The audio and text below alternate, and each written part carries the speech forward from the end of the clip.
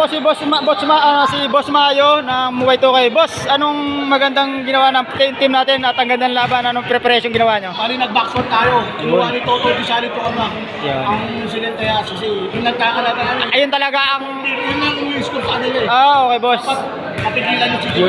Yun po mga boss mo. In-interview natin isa sa team. Pinag tayo kay Alexis. Ayun. Maganda yung pagkakaano nila. Nagsikot ng game, maganda. Ngayon, tuwa na kayo mga boss mo, tuwa na kayo. Ano po susunod na mga play ng mga gagawin nyo para tuloy-tuloy yung panalo boss? Depensa lang improve tayo yung depensa na Y2K. Wala natin depensa eh.